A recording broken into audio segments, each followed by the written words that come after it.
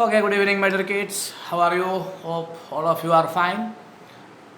And again, almost we are in the end part of that chapter electricity. Okay. This is Mithun Raj signing in from this part of the world, Cochin, Kerala. Your science teacher for 10th standard. And what we were studying about one of the interesting subject of 10th standard, isn't it? Is it a joke? Electricity is interesting. I hope electricity is interesting, okay, far more interesting than this. Don't worry about this. When we go through the entire numericals regarding this chapter, I am 100% sure that it will be an easier one, okay. All my students before also they told, sir, electricity is this, electricity is that, we cannot understand anything, it's very difficult. We are afraid of the examinations, how, which type of questions will come, like that. Lots of students complained me regarding this chapter, but at the end, almost all of them who are worked hard, they scored good marks. Good marks means excellent marks. Almost 99, 98, or even 200 marks also can be got in science. Okay, they proved that, and I'm sure that you also will prove that in one day. Not in one day, but it will take some time. Okay, so what we were discussing about? We were discussing about a particular part called as resistivity. Okay, we derived the equation. Okay, just a quick revision regarding resistivity.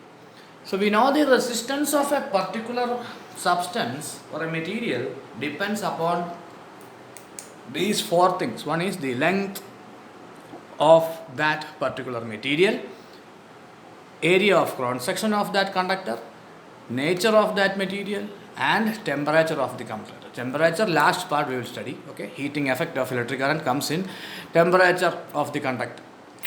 So directly proportional to length, inversely proportional to area of cross section. So resistance of a conductor is directly proportional to L. R is proportional to the length. R is inversely proportional to area. Area increases, resistance decreases. Length increases, resistance increases. So we can say an equation that R is proportional to L by A, which is called as rho is equal to Ra by L. That's the equation. And the standard unit is ohm meter. Any doubt regarding that? Nope. So resistance and resistivity. What is the difference? Electrical resistance of a conductor changes with change in length, area of cross section of the conductor. But at a particular constant temperature, resistivity will be constant. Understand? There is no difference in resistivity. Understand? For example, in the case of what? Okay, if you have a bike, understand, if you have a bike, if you go in 100 kilometers per hour, 50 kilometers per hour, or you are not even riding that bike, it will only be a bike. It won't become a car. Will it become a car? No, it won't become, isn't it? Because it is a bike. Like that, resistivity is resistivity. It is a constant thing. It depends upon the nature of the material. Understand? Is it? If we increase the length, if we decrease the length, if we increase the area of cross section, if we decrease the area of cross section, nothing will happen because it depends upon the material of that particular thing. Okay? Resistivity won't change if we physically change the property of that conductor. Okay? But resistance will change. Okay? Resistance depend upon length and area. Okay? Conductor insulator, leave it, very easy.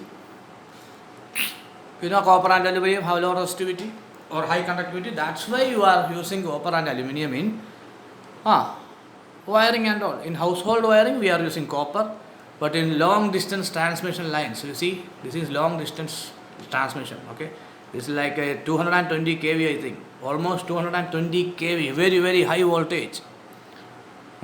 Kilometers and kilometers they are using these types of post, current, electric post and cables. Okay, this is not a normal post. Okay, in our neighborhood, these like of big posts are not there. This is actually long distance transmission lines. Okay, long distance. For example, this types of electric post and this wire starts from a power station or a powerhouse where the electricity is produced. Understand? Have you seen thermal power plants and all? There we can see these types of what? Electric post and all, long distance transmission. So silver has the lowest resistivity. You know that chart I'm not telling you want to by heart that chart, but you must be very much understood about that chart. Alloy like constantum does not change with its temperature. Okay, leave it. For this property of the resistivity, it is used in what? Coils. Have you seen this thing? What is this? What is that? Jalebi? No, it's a jalebi, but it is made by metal, isn't it? But if you cannot eat it, okay, if you eat it, you will die. Actually, it is a coil made of a particular type of oxide, not oxide, particular type of alloy called as nichrome. Don't think that this is a jalebi, okay? Don't tell that sir is showing the photo of a jalebi. No, this is the coil of a heater. Understand? If we pass electricity through here, it will move here, and it will go from this side. But there is a particular property for this particular metal. This is an alloy. Mostly we are using nichrome alloy for this. Okay? Nichrome alloy for this purpose. And what is the property of that alloy? When current is passing through this alloy, what will happen? The temperature inside that alloy will increase. Whenever we pass current through this, the temperature will increase, and in this case it will become red hot, very very hot, so that if you put this into water, the water will start to be heated. Okay, that is the use of this alloy coil. Anyway, lots of questions are there at the end of the chapter. At that time we will study about this. Okay, why we are using alloy? Simple metal can be used or not? We cannot use simple metal because the melting point of metal is low regarding the alloy. So if you use common metal, what will happen? It will burn out. Okay, it will burn out. Combination resistance and all you already studied, isn't it? See, this is a particular diagram in our household. Okay, this is the particular wiring what is we are doing. Actually, this part is taken away from this book, but for your own convenience, just go through this diagram. Okay, these are the appliances in your home. Maybe this is TV, refrigerator, bulb. See, all is connected in parallel. This is the main switch. You know what is a main switch. Okay, this is the electric meter of your home. This is the fuse, and this is the wire coming from the electric post. Okay, one more thing we are using here, it is called as the earth wire. Why we are using this earth wire? Actually, in many of the home we are not using this earth wire, but actually we need this earth wire. If any over current will come, means this earth wire will take that current and it will send it to the earth. Leave it. Okay, disadvantages of connecting electrical devices in series. See, in a series circuit, the same amount of current passes through the electric circuit. No problem with that. We already studied series connection means current is constant. This is impractical to connect an electric bulb and an electric heater in series because they need currents of widely different value to operate. Just imagine, a bulb need only small amount of current, but in the case of a electric heater or a washing machine or a fridge, the current needed is more. Have you seen that big plug in your home? Two types of plugs are there. One is small plug and one is bigger plug, isn't it? So why we are using that types of plugs, big and small? Any idea? Because different appliances need different current. Understood? Different appliances need different current. That's why we are using different types of plugs. And each appliances need different types of current. That's why if we connect in series, what will happen? The entire circuit will have the same current. Understand? If you are using series connection, one thing, voltage will be less. After each appliances, the voltage will be less. At the same time, if the current is constant, for example, an electric heater needs 15 ampere of current and electric bulb needs only 5 ampere. If you are connecting it in series, what will happen? This 15 ampere current will reach the electric bulb and there is a chance for that electric bulb to burn or to short. Overcurrent means our electrical appliances will be damaged. That's why we are using parallel connection. See, this is series connection. This is not a good thing to do. Understand? This is series connection. This is not a good thing to do. Next one is the heating effect of electric current. This is our new portion. Okay, or also known as Joule's heating effect. Okay, Joule's heating effect. Joule's law, Joule's heating effect. Implemented by a scientist called Joule. Okay, Joule. The effect of electric current due to which heat is produced in a wire when current passes through it is called heating effect of electric current. Is that simple or not? It's very simple.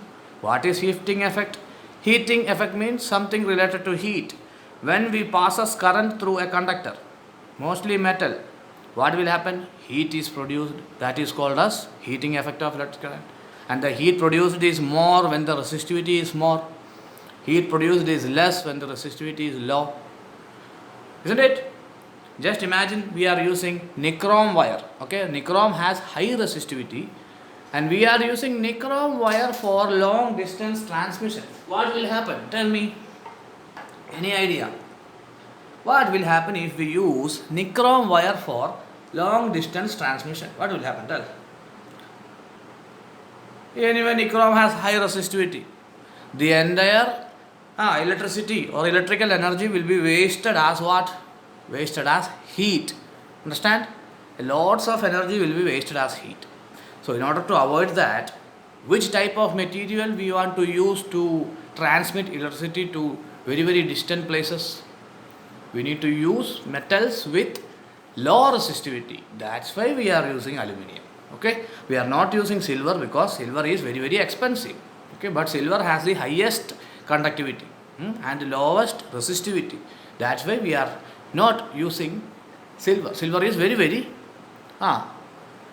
costly, and also the strength of silver is less compared to aluminium. Okay, have you wear silver ornaments and all? Isn't it? Earrings, bangles and all. It is very easy to bend silver. Am I right or not? Of course, because the silvers that properties of metals are there. For example, ductility, malleability and all. We will study in next third chapter or fourth chapter. But that silver strength is very very low. So it will easily break. At the same time, it is also very expensive. That's why we are not using silver. We are using aluminium for long distance transmission and copper for household wiring. So the Joule's law of heating. So another 2 mark question. Okay, mark it. If you want, you can take this screenshot. Otherwise, while providing the notes, it will be included in that. Okay. Anyway, I think it's time to give the notes. No, already I given some notes regarding this chapter, but question answer I didn't give. Okay, only notes I have given. Question answers I didn't give. Anyway, no, question answers also I will give after the end of the chapter. Okay. Anyway, there's a lots of numericals we want to do regarding this chapter. Now we only completed the theory part. Numericals are there. Anyway, we will go for it. So the amount of heat produced in a conductor is directly proportional to the square. It is square, not square. Square, not square. Square of current through the conductor is passing. That is, heat generated is directly proportional to I square. Okay, square of current in the conductor. We are deriving an equation. That's why we are using these terms. Okay, directly proportional to the square of the current. H is proportional to I square.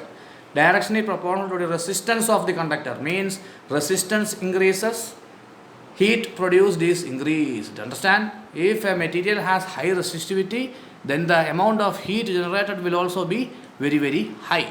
Okay, keep that in mind. Next one is directly proportional to the time for which the current is passed through it. If we are passing current for 5 minutes, it will generate like 10 joule of heat. Okay, and if you are passing it for 1 hour, it will generate more heat.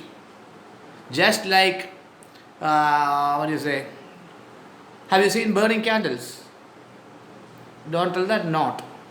Of course, you have seen burning candles. If you bring your hand or fingers near to that fire, what will happen?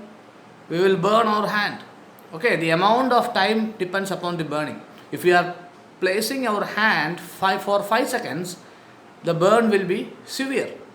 But if you are placing our hand in candle for only 1 second, the burn will not be that much severe. Same.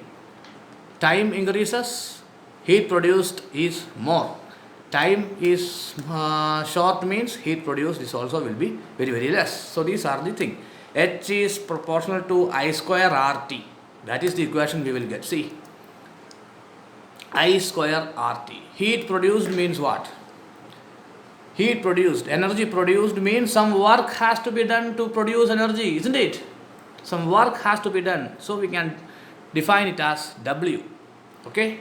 W is equal to I square RT. See, H work done is I square R into T. See the equation same. This is another derivation of it.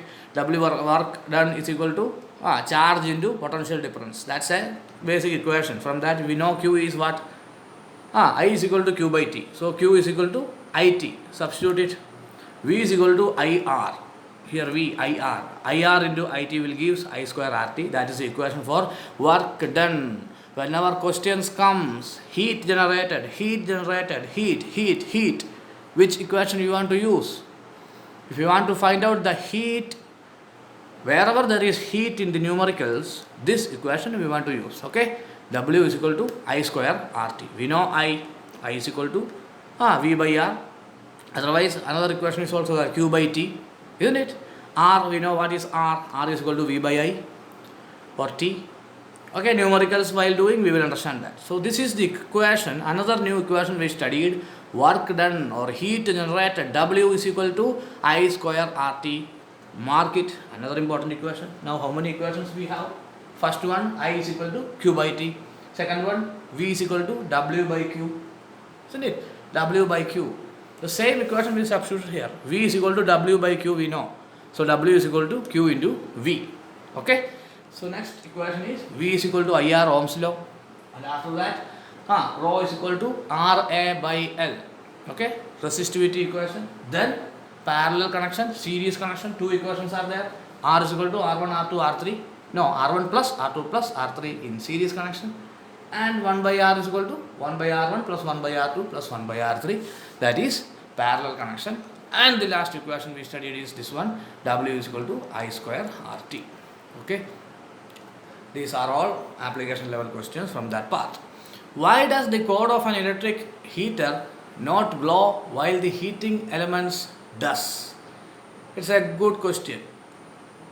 Understand? This is the cord. Cord means that wire. Have you seen electric heater? Nowadays we are not that much using it. Advanced heaters are there. But in olden times we are using electric heaters. Actually the coil of heaters will be like this. Red hot. Understand? But only the coil is burning this red hot. Not the wire. Why? It's a good question. Two more question. Because the wire is made up of material with low resistivity. Understand? And coil is made up of material with high resistivity. That's why wire doesn't glow red hot. Red hot glowing means this is red hot glowing. See, more actually it is too hot. If we touch means we will burn our hand. See, let's touch. See, oh, burned. No, it is only a screen. That's why you won't burn. But in reality, if you are touching a electric heater's coil, you will burn your hand. At the same time, you will be caught with electric shock also. Understand? It's live electric current goes through heat. Nowadays, new modern electric heaters are there. Okay, there is no electric current there. And we cannot even see this red hot thing. Can we see? Actually, inside that layer, upper layer of that electric heater, induction cooker or induction, what do you say, induction cooker? No. Induction heater, what all things. There is a coil which is red hot inside that. But nowadays, for safety purpose, it is been totally insulated. So, only heat comes out, not the current. Leave it. Next one is electric power. Okay, this we will study in next class. Okay, last one. Rate of change, only one. How should I do want to finish it? No, it will take more time. We will finish it in the next class. Okay, these are the things you want to keep in mind. Okay, regarding the new equation we found out, which is it? W is equal to I square RT. Okay, this is a derivation of work done. But real question is this: the heat produced, work done is here. Heat produced is directly proportional to the square of the current, directly proportional to the resistance of that metal, directly proportional to the time consumed. More time, more heat. More resistance, more heat. More current, more heat. Understand? So that's it for today. Okay, winding up this class. I hope this was also an interesting class. My kids, hope you understand well, and I think that electricity is getting a bit more easier, isn't it? Okay, the next class we will discuss about electric power. Okay, so till then, Midun Raj signing off from this part of the world, my dear kids. Daily, whatever work is giving, just do it in time and send me back the result. Okay, send me back the result, not result, answers. I will give the result. Sorry. Okay, signing off from this part of the world. Bye bye, my dear kids. Stay home, stay safe, be healthy, stay healthy, be hygiene. Okay, thank you and Jai Hind.